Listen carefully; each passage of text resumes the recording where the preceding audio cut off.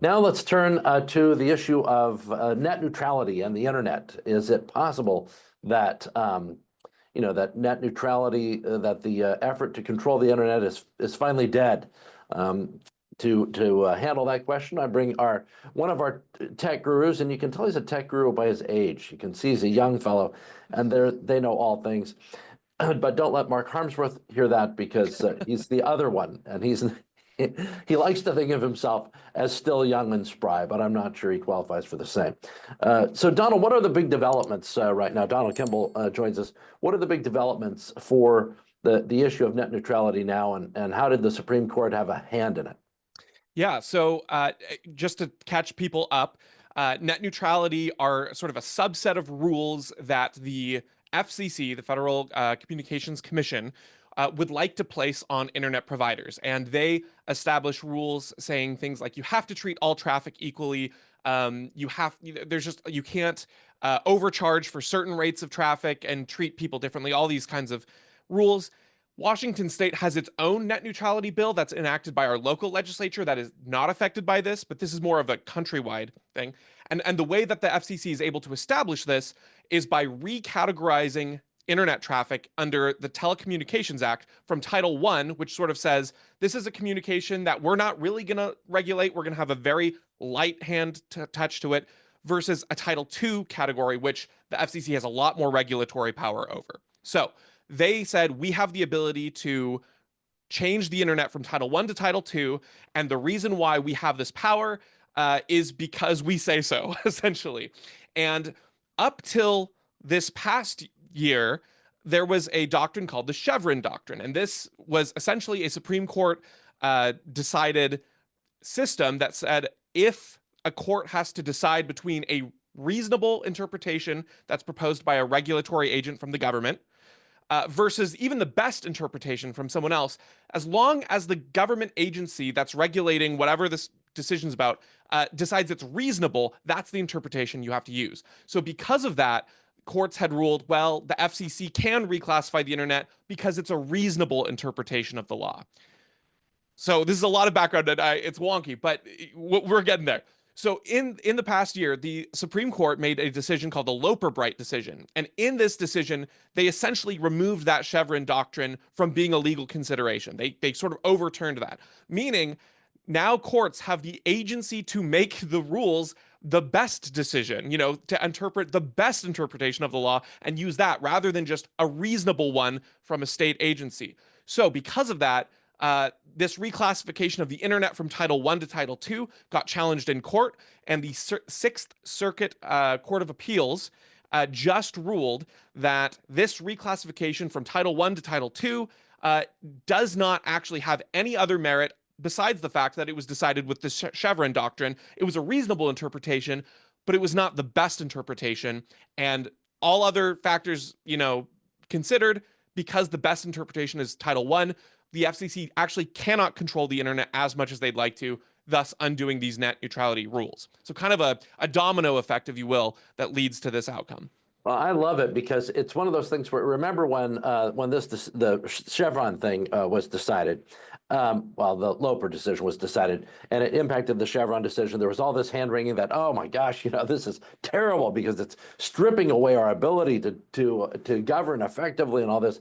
And it was really a way of saying, I don't want to wait for legislative processes. I mean, we have this civil apparatus that can decide things, without waiting for a law to pass. And sometimes, legislative officials don't agree with this interpretation, and that will make passing a law really difficult, which is, of course, the point. So now we have instead of having this big debate over regulations by unelected people, now Congress, if they want to regulate the internet and say, that all internet traffic should be treated the same, my kid's, Minecraft video game is worth the same amount as a tax-paying, company down the street trying to download some architectural plans. They could do that. So I just thought it's another example, I think, of what a great decision that was that forces these agencies to conform within the powers that they are, specifically given, instead of, kind of construing a reasonable, and by reasonable, we don't mean, necessarily the best or the most reasonable, just within the realm of possible interpretation, these ever expanding forms of authority that they have. So I just think this is a really exciting effect of what happened earlier this year. Exactly right. And there's sort of almost like three issues to take away from this. The first being what, the broad Loper Bright decision does, which, as you put it, it's just allowing courts to make better decisions. If you think about it from any kind of business perspective, or even just if you're managing your own home, when you go to the store, do you want to buy the best product, or do you want to buy, it's a reasonable product? If you see, a deal for, two different foods, and one's, well, that's a reasonable price, but this one's the best price. Do you want to go for the reasonable, or do you want to go for the best? And in the same way, when you're making decisions as a court, you want to give courts the ability to make the best decision, not be beholden to what is reasonable. So that's the first great thing here. The second great thing is the fact that the FCC will not have regulatory power over ISPs in this way. And you just look at the level of innovation that internet service providers have had, that broadband people have had with this Title I classification versus things like phone lines and stuff that have been very hampered by regulatory control of the FCC. And so from that perspective, which again, this is what the Sixth Court of Appeals actually ruled on, that's a good thing, because overregulation kills innovation. And then the last thing to consider is net neutrality, which is sort of the byproduct of not getting this reclassification. And the first thing to consider is, one, Washington state has net neutrality laws passed by the legislature. So I'm not even a big fan of net neutrality laws, and I can talk about some of the reasons why net neutrality is actually harmful. You can look at it and why small ISPs don't like it either, the very people that you would think would want it, right? But regardless of that, Washington state did it right. We actually passed laws democratically through our legislature to address the problem. And so for all the people saying, this is terrible and this decision's horrible, a lot of those people were also complaining about, people dismantling democracy. And it's like, well, actually, let's address this in the proper avenue rather than having unelected people make these rules. If this is a really important issue, we should be able to democratically decide it through lawmakers and the appropriate venues there. Here's a question from one of our anonymous attendees. Wouldn't everybody at least want some minimal service threshold for all websites so that some voices are effectively restricted by various ISPs? Presumably, we'd want some level of net neutrality. Yeah, so it's a good question. I think that first and foremost, when you look at the history of government laws meant to protect censorship or provide service, you actually see the government playing interference oftentimes for their own interests more often. So you look at, even recently this morning, Mark Zuckerberg made this announcement about how Facebook's going to be embracing free speech again, and how there was this censorship cartel, essentially. And earlier he'd written this letter about how the government had pressured them behind the scenes to censor stories. So the first thing you need to consider is, on paper, maybe a law that protects speech in this kind of way and guarantees a level of service, perhaps that sounds appealing, but in effect, it rarely comes out that the government is actually protecting all speech. In many cases, it's actively suppressing speech it doesn't like. So I'm hesitant to give that kind of authority and power to the government, because they often abuse it. But second, this is one of there's an advocacy group called ACA Connects. They are a group of about 500 medium to small sized internet service companies. And they, of course, are not the Comcasts of the world, the Verizons. They're the small players who are struggling to compete in this regulatory environment. And one of the things that they talk about is they don't like net neutrality. I was going to say, one of the great quotes from one of the member spokespeople is that these sweeping mandates will add unnecessary friction to our members' business decisions at a time when they are working to expand connectivity and help close the digital divide.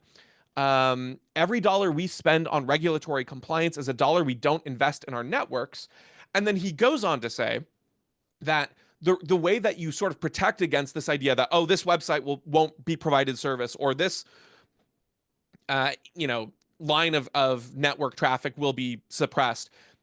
That's why you have small companies able to provide that service. They don't have the resources, the advertising, the infrastructure of these big companies. They have to provide reasonable, high-speed, good service. And so when you have options, when you have less regulations, when you have less burdens on smaller companies that's more expensive for them to take care of than rather a big bloated company, they can provide that gap. And then they force the big players to provide the service. Because if there's enough pressure for people to provide service, and they can get that service from smaller companies, then the big players have to play along.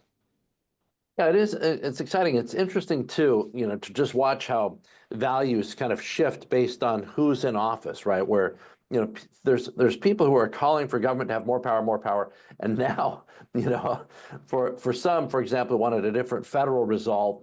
They were saying, oh, we want more, we want more. Now it's we want less, we want less. We love federalism. Let's divide it up. I mean, one of the whole brilliant points of the American experiment was to keep power divided and have these processes so that it really reflected deliberation, the will of the people. These things were kept in mind rather than, we've got this giant civil service. Let's just keep giving them more and more expanded authority to do what they do, regardless of who's in office, regardless of what switches. It just gets to keep growing. So, I view this as one of the good checks and balances on a part of government that's not elected at all. Not that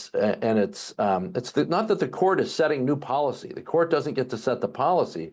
The court just gets to say that these federal bureaucrats can't set the policy. They have to go back to their political masters and say, we need a policy on this if you want us to do something. That's it.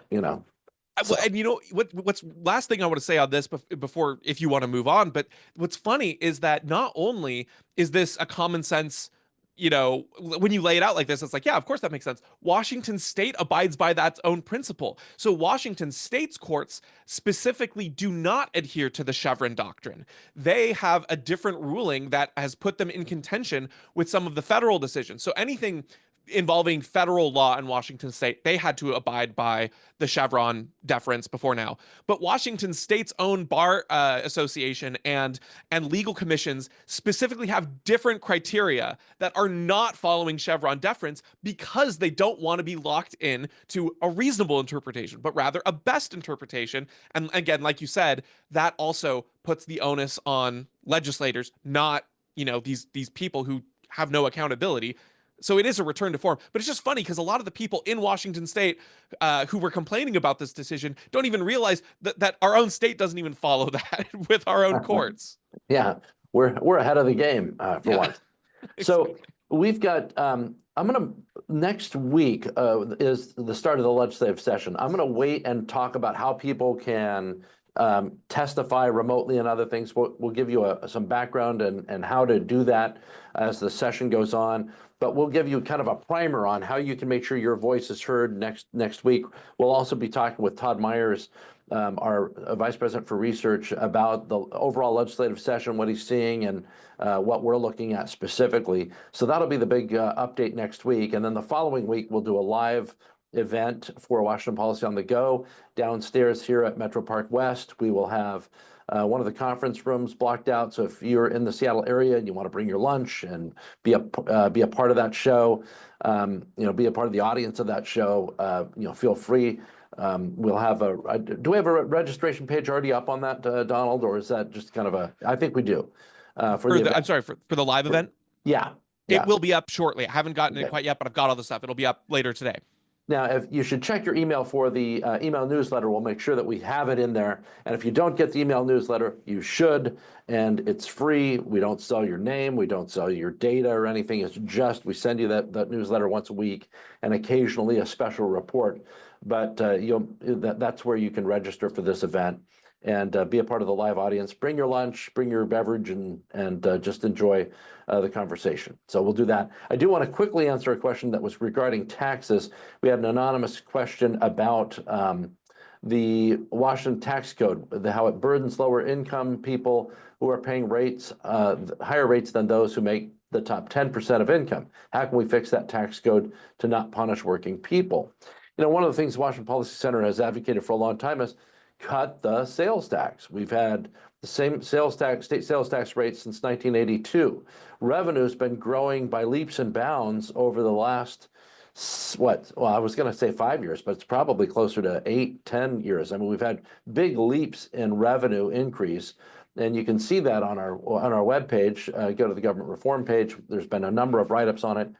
And instead of putting some of that aside and slashing the sales tax rate and returning, some income to people, or even just acknowledging, hey, inflation is taking a lot out of people. I mean, as somebody who, when I go to the grocery store and I'm buying groceries, I watch what other people are doing, and they all look like me, which is they're depressed when they go to get some ketchup and some pickles and some bread, and they get the bill of $170. They're like, well, what did I buy here? And why am I paying so much? Everything is more expensive and smaller. So inflation is taking a big chunk. We've been advocating that Washington leadership take a look at that, cut the state sales tax, use some of that revenue that the state has grown, and return it to the people. And that's obviously the sales tax hurts.